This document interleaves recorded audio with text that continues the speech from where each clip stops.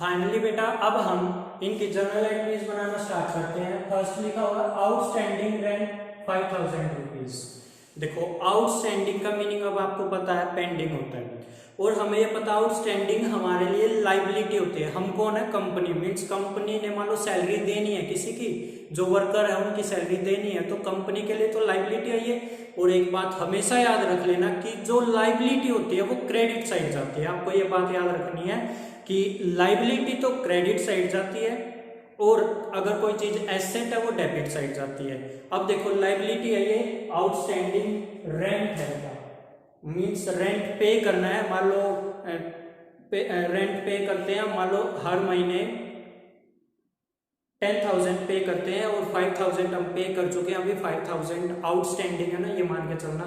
तो 5,000 जो आउटस्टैंडिंग है वो लाइबिलिटी है, और लाइबिलिटी कहाँ जाती है?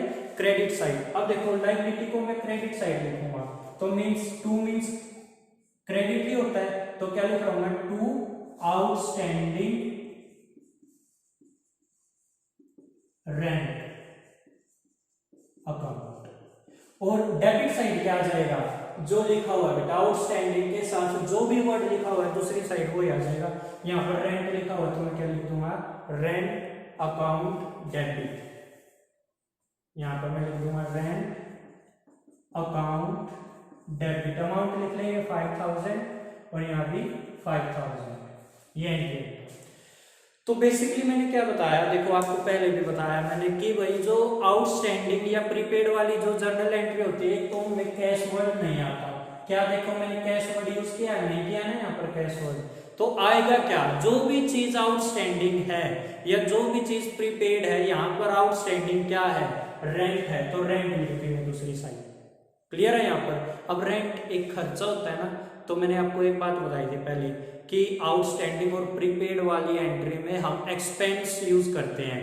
अब एक्सपेंस तो यूज नहीं किया, आप ये बोलोगे बेटा एक्सपेंस बेशक यूज ना किया हो, क्या रेंट भी तो एक्सपेंस ही हमारे लिए? हम किराया देते हैं, मान लो किराए के घर में रहते हैं तो वो हमारे लिए एक्सपेंस है ना। अब उस एक्सपेंस का नाम पता है तो उस एक्सपेंस का नाम लिख दिया रेंट। क्लियर है बेटा यहाँ तक? अब हमारी फर्स्ट एंट्री बन चुकी है आउटस्टैंडिंग रेंट की, rent account debit to outstanding rent. एक तरीका तो ये है इसको समझने का। दूसरा एक और समझ लेते हैं। क्या बेटा जो रेंट है एक्सपेंस नहीं हमारे लिए, और जो एक्सपेंस होते हैं कहां पर जाते हैं? वो डेबिट साइड जाते हैं। सर क्यों जाते हैं? क्योंकि नॉमिनल अकाउंट का रूल होता है debit all expense and loss, इसलिए देखो रेंट को मैंने कहां पर लिखा हुआ है? Debit side. और आउटस्टैंडिंग लायबिलिटी होती है और लायबिलिटी क्रेडिट साइड जाती है, इसलिए मैंने इसको क्रेडिट साइड लिख दिया। आप ऐसे भी समझ सकते हो इस जर्नल एंट्री को। नेक्स्ट देखते हैं।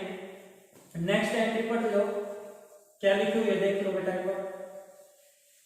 ये लिखी हुई है देखो एक बार, सैलरी ड्यू टू क्लर्क ₹50,000। नया वर्ड आया है यहाँ पर देखो, ड्यू टू। इसका मीनिंग समझ लेते हैं पहले। ड्यू टू इसका मीनिंग क्या होता है? इसका मीनिंग होता है आउटस्टैंडिंग। ड्यू टू मीन्स होता है आउटस्टैंडिंग, और आउटस्टैंडिंग मीन पेंडिंग, और पेंडिंग क्या होती है? हमारी लायबिलिटी होती है। ये बात आप जानते हो। तो अब आप एक नया वर्ड सीख चुके हो कि अगर ड्यू टू लिखा हो इसका मीनिंग क्या होता है? आउटस्टैंडिंग। बेटा मैं आउटस्टैंडिंग को अगर ऐसे करके लिख दूं समझ जाना कि सर आउटस्टैंडिंग को शॉर्ट फॉर्म में ऐसे लिख रहे हैं आउटस्टैंडिंग को। आप मत यूज करना इसको ऐसे, मैं आपको समझाने के लिए यूज कर सकता हूँ। आउटस्टैंडिंग को ऐसे लिख सकता हूँ, ओ और एस।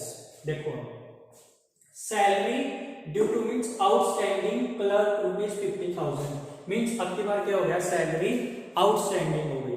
तो सैलरी आउटस्टैंडिंग है तो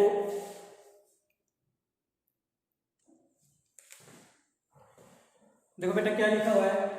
सैलरी ड्यू टू क्लर्क ₹50,000। अब इसकी एंट्री बनानी। ड्यू टू का मीनिंग हम समझ चुके हैं, आउटस्टैंडिंग होता है, तो मीन्स सैलरी आउटस्टैंडिंग है। अब इसकी एंट्री बनानी है। बेटा आपको पता है आउटस्टैंडिंग दिखते ही उसको तो आप क्रेडिट साइड ले जाओगे। क्यों ले जाओगे? क्योंकि आउटस्टैंडिंग होती है हमारी लायबिलिटी, और लायबिलिटी को हम लिखते हैं क्रेडिट साइड। तो आउटस्टैंडिंग सैलरी क्रेडिट साइड, और दूसरी साइड क्या आ जाएगा? जो आउटस्टैंडिंग के साथ लिखा हुआ, आउटस्टैंडिंग के साथ लिखा हुआ सैलरी, तो सैलरी लिख देंगे। एक तरीका तो ये है। और दूसरा वे क्या है समझने का? सैलरी देखो, सैलरी वर्ड, सैलरी हमारे लिए खर्चा होता है और खर्चा हमारा जाता है डेबिट साइड। नॉमिनल अकाउंट का रूल आ जाता है जो ये बोलता है debit all expense and loss. तो सेकंड जो हमारी एंट्री बनेगी वो क्या बननी चाहिए? आप कोशिश करो जब तक बनाने की। एंट्री बननी चाहिए सैलरी, हुई सैलरी हमारे लिए एक्सपेंस होता है, तो एक्सपेंस हम डेबिट साइड लिखेंगे, यहाँ पर लिखेंगे salary account debit to outstanding salary. Outstanding हमारे लिए लायबिलिटी होती है और लायबिलिटी को हम क्रेडिट साइड लिखते हैं, और टू का मीनिंग क्रेडिट ही होता है। ठीक है बेटा, ये भी आपको आ गई। अब नेक्स्ट नया जो हमने वर्ड सीखा था प्रीपेड सीखा था बेटा, ये प्रीपेड बता देता हूँ क्या होता है, देखते हैं एक बार। प्रीपेड मैंने आपको बताया, प्रीपेड का दूसरा नाम होता है एडवांस। प्रीपेड का दूसरा नाम क्या होता है, एडवांस। ठीक है सर, एडवांस होता है। और कोई चीज अगर हम एडवांस में पे कर रहे हैं तो वो हमारे लिए एसेट का काम करती है। तो एडवांस में हम पे कर रहे हैं कोई चीज, तो वो हो गई हमारे लिए एसेट। अब याद रखने का एक तरीका बता देता हूं, A for advance, A for asset.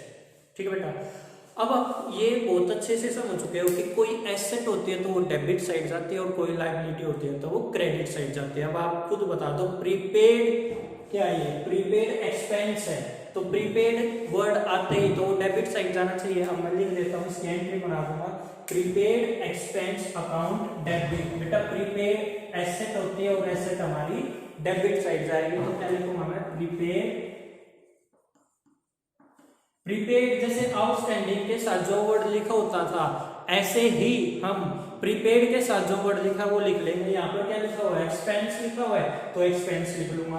अगर यहाँ पर रेंट लिखा होता तो मैं रेंट लिख लेता। अगर यहाँ पर प्रीपेड सैलरी लिखा होता तो मैं प्रीपेड सैलरी लिख लेता। बट अब क्या लिखा हुआ, प्रीपेड एक्सपेंस, तो मैं लिख रहा हूँ prepaid expense account debit to, और दूसरी साइड क्या आ जाएगा, जो प्रीपेड के साथ वर्ड लिखा हुआ है एक्सपेंस। अगर सैलरी लिखा होता है सैलरी, जो भी मान लो इंश्योरेंस प्रीमियम लिखा होता तो मैं यहाँ पर इंश्योरेंस प्रीमियम लिखता, फिर एंड में क्या हो जाती, prepaid insurance premium to insurance premium.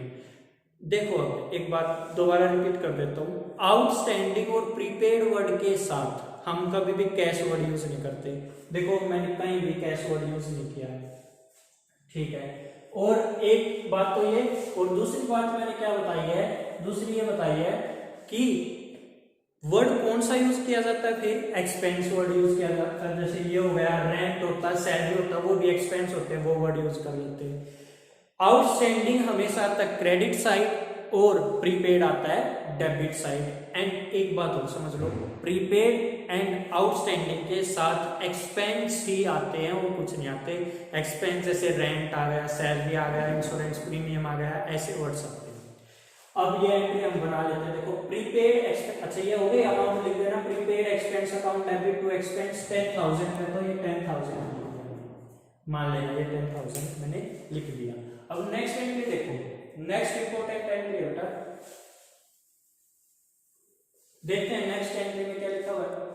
Out of the rent means rent में से paid this year ₹10,000 means total जो रेंट पे किया है उसमें से 10,000 जो रेंट है is related to next year, वो नेक्स्ट ईयर से रिलेटेड है। इस लाइन की हिंदी समझ लो, मान लो हमने जितना भी रेंट पे किया है, मान लो 1 लाख रेंट पे किया है, उसमें से 10,000 ऐसा रेंट है जो अगले साल से रिलेटेड है।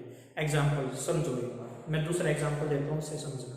मान लो आप स्कूल में फीस पे कर रहे हो और आपकी फुल ईयर की जो फीस बनती है वो मान के चलना 50,000 बनती है, मान के चलना। और आपने क्या किया, आपने ना 60,000 रुपीज पे कर दिए, आपने पे कर दिए 60,000, फुल ईयर की फीस बन रही थी 50,000, तो क्या आपने 10,000 नेक्स्ट ईयर के पे कर दिए ना, मींस नेक्स्ट ईयर के पे कर दिया, ये तो आपने एडवांस पेमेंट कर दी, नेक्स्ट ईयर के लिए एडवांस पेमेंट कर दी। एडवांस का दूसरा नाम क्या है, प्रीपेड, तो ये क्या हो गया, अब प्रीपेड हो गया।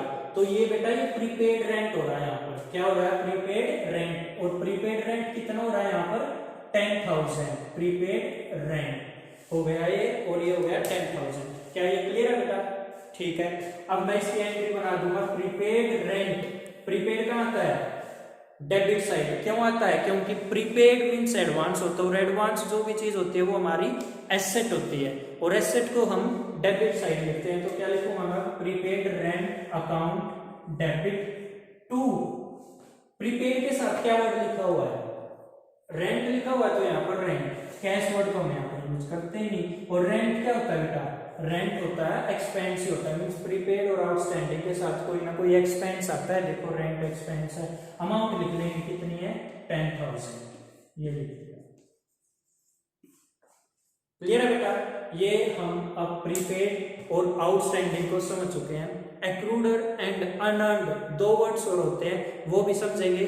पहले इनको क्लियर कर लो बेटा, और कोई डाउट आए मेरे से पूछ लेना।